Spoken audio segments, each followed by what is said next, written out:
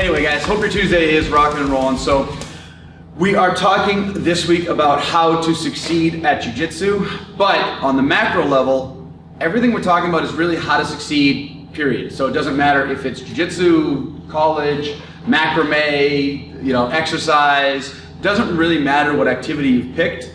Allison's like, what's macrame? What is macrame? It's sewing something or other. I know it has to do with sewing. That completes all my knowledge about it. I don't know. Whatever it is. But it doesn't really matter what it is. This is how to succeed. So yesterday, step one, sign up. You gotta actually put skin in the game. You gotta actually put your name to the line. You gotta actually take that first step, or none of the rest of it really matters.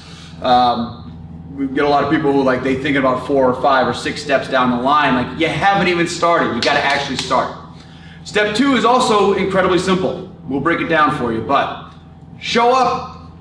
Step 1, sign up. Step 2, show up. Now, this goes beyond the first, right? So you decide you're going to, learn how to cook a great meal. You buy all the stuff. You gotta actually get there, get working, get stuff produced, and then do it the next day, and then do it the next day, and then do it the next day. You gotta actually put the time and effort in. So this is where we start talking about habit formation.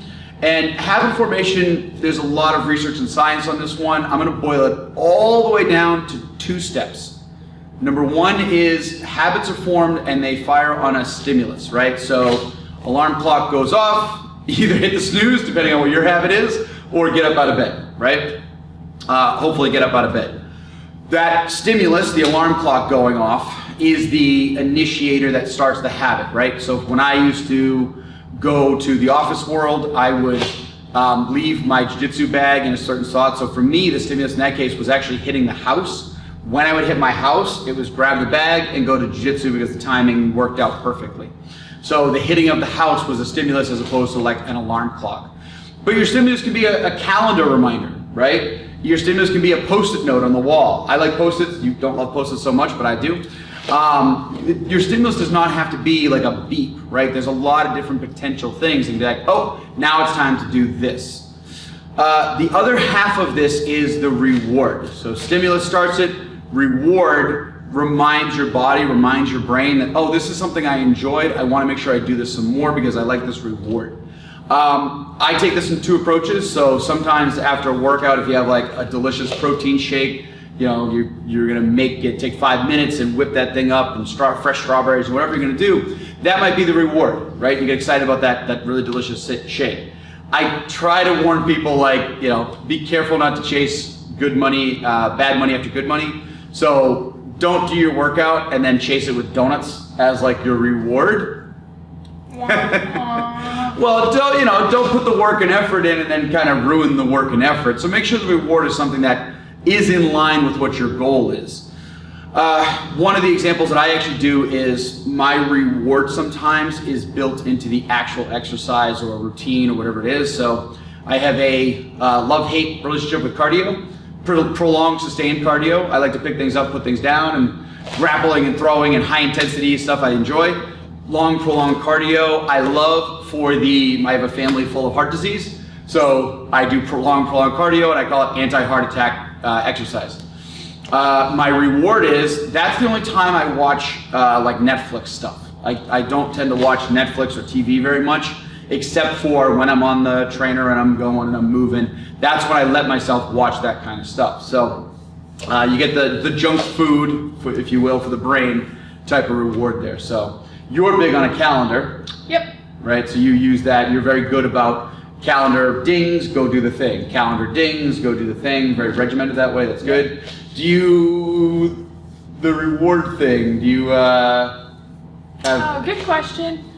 So I don't usually reward myself too much as far as the sweet stuff would be a great reward, but I know it's not the best to get in the habit of every time you work out, you're able to eat something. So sometimes, if I do, let's pretend I do 5 days of kickboxing, then I get to reward myself with maybe a breakfast burrito at Eli's or the cheesy tots or something. I reward myself as long as I do what I'm supposed to do for the whole week. Yep. It's usually I get, my one-ish bad meal.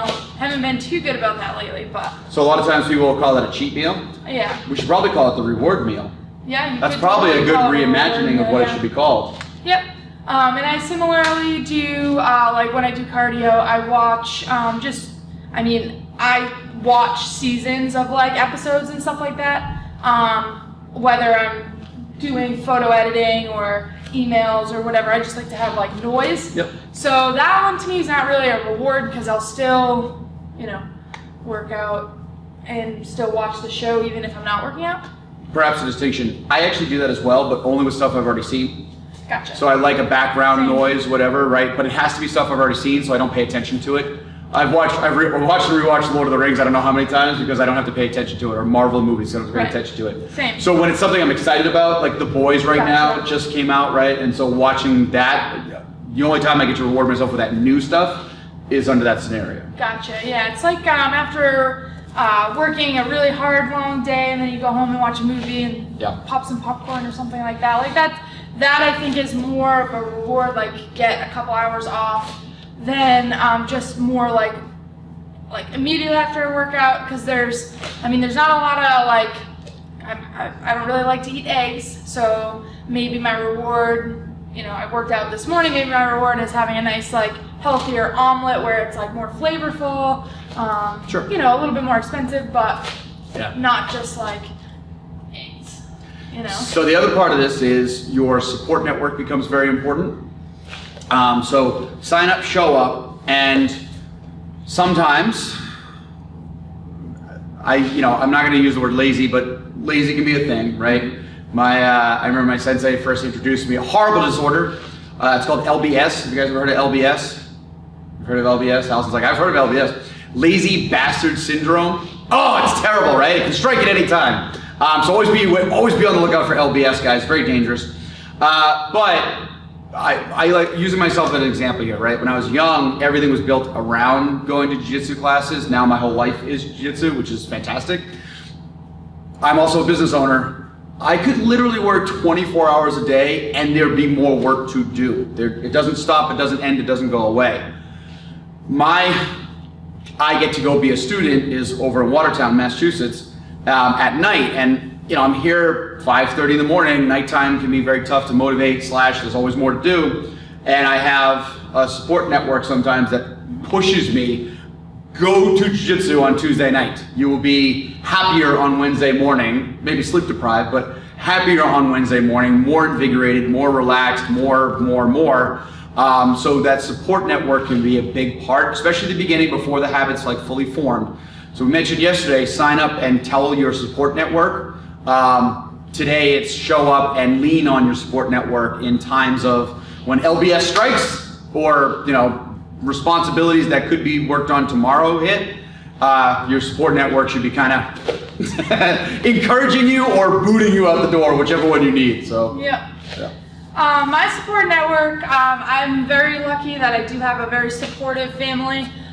From whether it's my brother, sister-in-law, my parents have been one of the biggest supporters in my entire life, and they're like not necessarily like Jekyll and Hyde, but like one's a little bit more nice than the other. My dad was one of those people that he didn't graduate college, so he wanted both of his kids to graduate college. He thought it was a good, jumping off point for life, which I do somewhat agree. I do think that's a whole other conversation. Education is forever. I wanted to not graduate college. I was at Framingham State, and I just didn't really see myself on the path that I was going. And he kind of was like, yeah, you have two choices. Actually, you have one. You're graduating college. So he pushed me. Right? Yep, and we kind of came up with a plan together about how I was going to finish and still, be able to work and do all this stuff because, that is the reality of, just finishing out your commitments. Like you made a commitment, like I'm paying for this. Like if you stop now, like I'm not paying for it.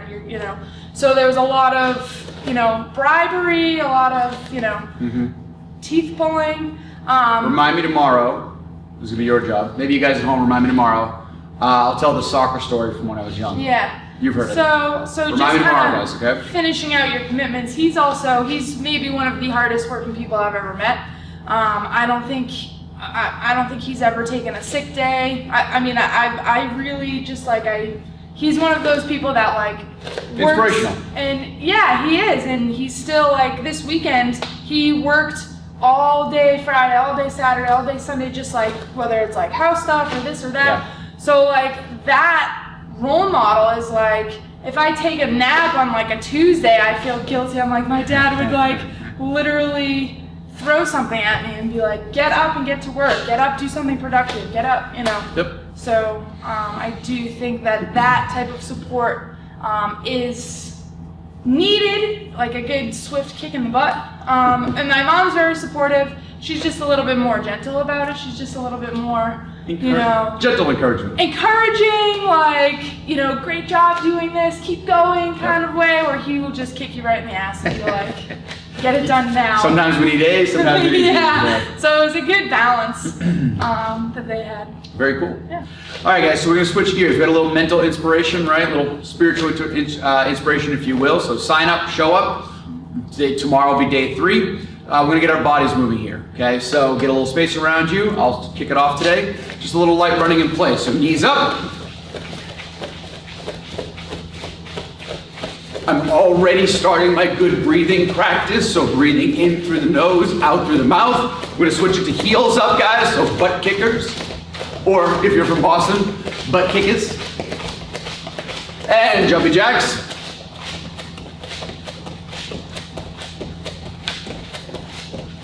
All right, let's go big forward shoulder rolls. Breathe through your motions. Ooh, shoulders popping. And there we go. All right, guys, backwards go, reverse that. All right, we're gonna cross them up. I'm gonna go right over left, and the next one left over right. And just alternate those out.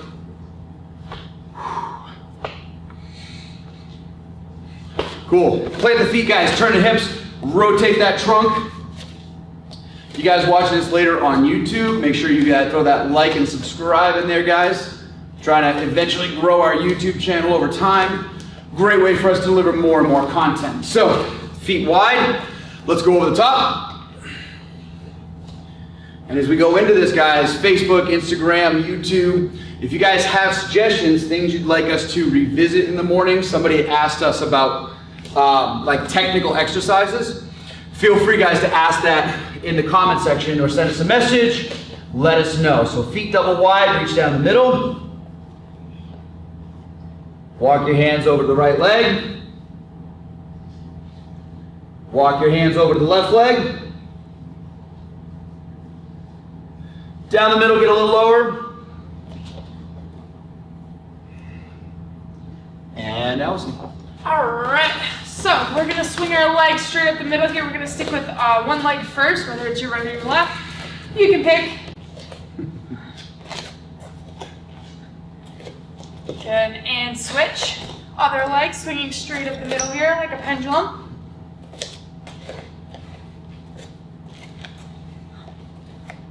Good, you're gonna take your right knee across to your left elbow.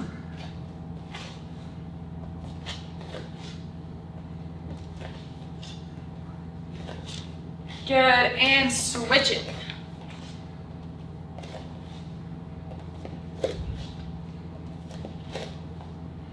Awesome, now you're gonna take them to the outside. You're gonna alternate this time.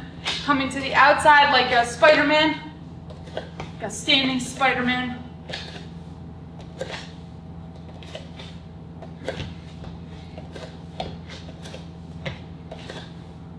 Awesome. We'll just do some head and neck rotation. Cool. So left and right here. Trying to look behind you. And then some up and down. And then big circles. When you hit the bottom, go the other direction.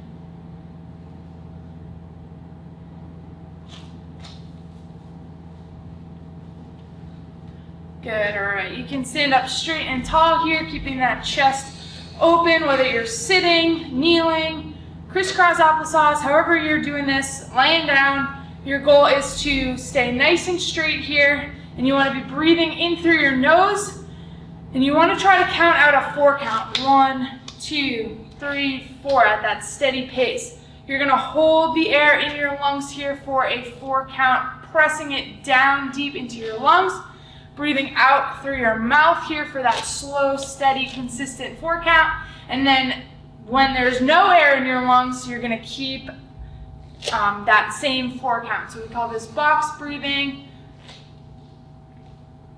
The only thing you're thinking about is that 4 count. So in my own mind, I'll count out 1, 2, 3, 4, just so I can really focus on the breathing technique, pushing the air down, and I'm not thinking about other things.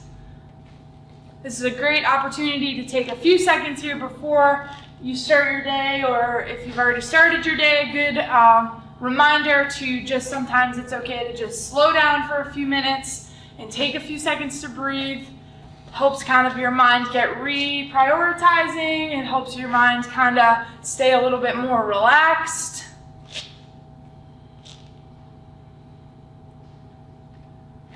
Job. Maybe if you could take a deep breath, your kids won't drive you as nuts. I don't know, I don't have kids. All right, big deep breath in and out here. All right, guys. So, as always, it helps us out a lot on social media if you guys throw the like button, subscribe button, share it with your friends. We have our Tuesday classes here, so obviously we have our HIIT on demand class, which is rock and rolling. HIIT kickboxing. We're expecting an email go out today with that big update. Very exciting there. We got a lot to do, but it should be on the list. Number 1. Number 2, our Jiu Jitsu classes. We have our both. So we have extreme ends today for our youngsters. We have both 100% online classes, the Zoom at home class dedicated at 3 p.m. And then we have both kids and juniors on the mat cohort training or contact training. Yes, we're allowed to do contact training. We have these pods set up, so that'll be this afternoon as well. And then Allison will be running a little ninjas class with ninja coaching to make the next generation of great leaders. So yeah, they do a great job. I'm so proud of them every class. All right, I do have a dad joke. Allison's got a dad joke. She's already giggling, so it's a good sign. I'm giggling because I kind of remember it. All right, so what is the name of the rock group of 4 men that don't sing? Mount Rushmore. Oh my God. That's like a dad joke that actually leaves like a bad taste in your mouth. Like, oh, that was terrible. Hey. All right, guys. So it is Tuesday, it's rainy, but let's go. Get your bodies moving.